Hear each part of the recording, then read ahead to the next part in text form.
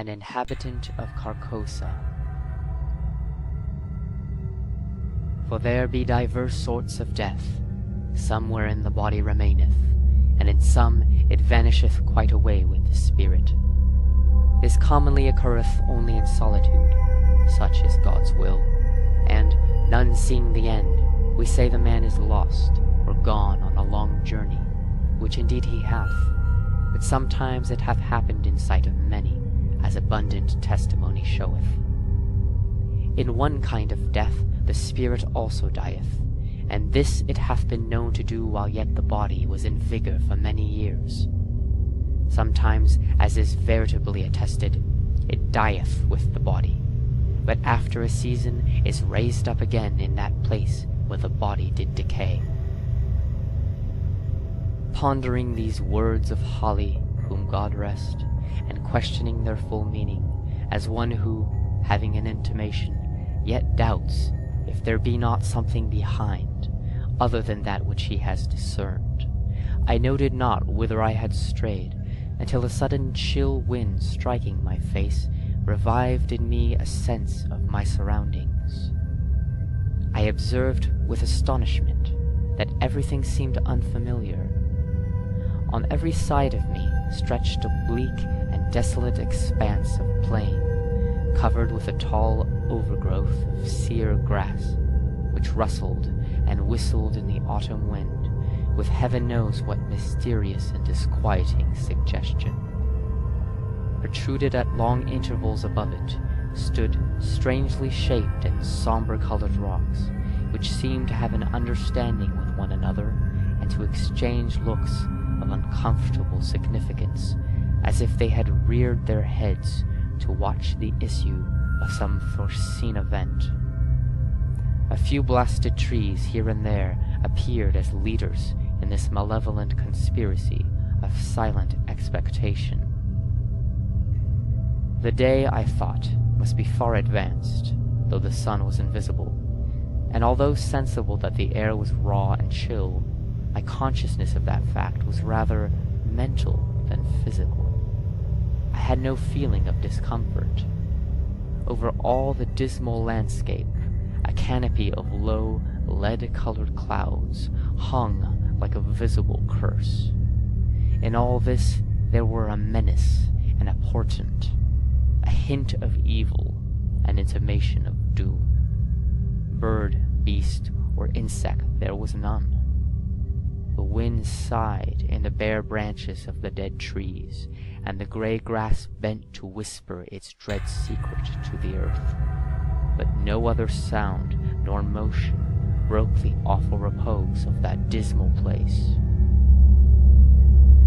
I observed in the herbage a number of weather-worn stones, evidently shaped with tools. They were broken, covered with moss, and half sunken in the earth. Some lay prostrate, some leaned at various angles. None was vertical. They were obviously headstones of graves, though the graves themselves no longer existed as either mounds or depressions. The years had leveled all. Scattered here and there, more massive blocks showed where some pompous or ambitious monument had once flung its feeble defiance at oblivion. So old seemed these relics, these vestiges of vanity and memorials of affection and piety, so battered and worn and stained, so neglected, deserted, forgotten the place, that I could not help thinking myself the discoverer of the burial ground of a prehistoric race of men whose very name was long extinct. Filled with these reflections, I was for some time heedless of the sequence of my own experiences, but soon I thought, how came I hither? The moment's reflection seemed to make this all clear and explain at the same time, though in a disquieting way, the singular character with which my fancy had invested all that I saw or heard. I was ill. I remembered now that I had been prostrated by a sudden fever, and that my family had told me that in my periods of delirium I had constantly cried out for liberty and air, and had been held in bed, to prevent my escape out of doors. Now I had eluded the vigilance of my attendants, and had wandered hither to where? I could not conjecture. Clearly, I was at a considerable distance from the city where I dwelt, the ancient and famous city of Carcosa. No signs of human life were anywhere visible or audible. No rising smoke, no watchdogs bark, no lowing cattle, no shouts of children at play. Nothing but that dismal burial place with its air of mystery and dread, due to my own disordered brain. Was I not becoming again delirious, there beyond human aid? Was it not indeed all an illusion of my madness? I called aloud the names of my wives and sons, reaching out my hands in search of theirs, even as I walked among the crumbling stones and in the withered grass. A noise behind me caused me to turn about. A wild animal, a lynx, was approaching. The thought came to me, if I break down here in the desert, if the fever return and I fail, this beast will be at my throat. I sprang toward it, shouting. It trotted tranquilly within a hand's breadth of me and disappeared behind a rock. A moment later, a man's head appeared to rise out of the ground a short distance away. He was ascending the farther slope of a low hill whose crest was hardly to be distinguished from the general level. His whole figure soon came into view against the background of gray cloud. He was half naked, half clad in skins. His hair was unkempt, his beard long and ragged. In one hand he carried a bow and arrow, in the other a blazing torch with a long trail of black smoke. He walked slowly and with caution, as if he feared falling into some open grave concealed by the tall grass. This strange apparition surprised but did not alarm, and taking course to intercept him, I met him almost face to face, accosting him with the familiar salutation, "God keep you." He gave no heed, nor did he arrest his pace. "Good stranger," I continued, "I am ill and lost. Direct me, I beseech you, to Carcosa." The man broke into a barbarous chant in an unknown tongue, passing on and away. An owl on the branch of a decayed tree hooted dismally and was answered by another in the distance. Looking upward, I saw through a sudden rift in the clouds Aldebaran and the Hyades. In all this there was the hint of night. The lynx, the man with the torch, the owl. Yet I saw even the stars in absence of darkness. I saw, but was apparently not seen nor heard. Under what awful spell did I exist? I seated myself at the root of a great tree, seriously to consider what it were best to do.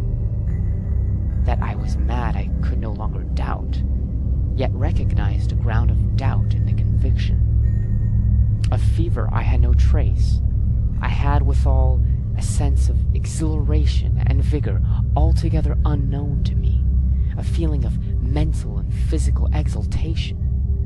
My senses seemed all alert. I could feel the air as a ponderous substance. I could hear the silence. A great root of the giant tree against whose trunk I leaned as I sat held enclosed in its grasp a slab of stone, a part of which protruded into a recess formed by another root. The stone was thus partly protected from the weather, though greatly decomposed. Its edges were worn round, its corners eaten away, its surface deeply furrowed and scaled. Glittering particles of mica were visible in the earth about it, vestiges of its decomposition. This stone had apparently marked the grave out of which the tree had sprung ages ago. The tree's exacting roots had robbed the grave and made the stone a prisoner. A sudden wind pushed some dry leaves and twigs from the uppermost face of the stone. I saw the low-relief letters of an inscription and bent to read it. God in heaven, my name in full, the date of my birth, the date of my death. A level shaft of light illuminated the whole side of the tree as I sprang to my feet in terror. The sun was rising in the rosy east. I stood between the tree and his broad red disk. No shadow darkened the trunk. A chorus of howling wolves saluted the dawn. I saw them sitting on their haunches, singly and in groups, on the summits of irregular mounds, and tumuli filling a half of my desert prospect and extending to the horizon. And then I knew that these were ruins of the ancient and famous city of Carcosa.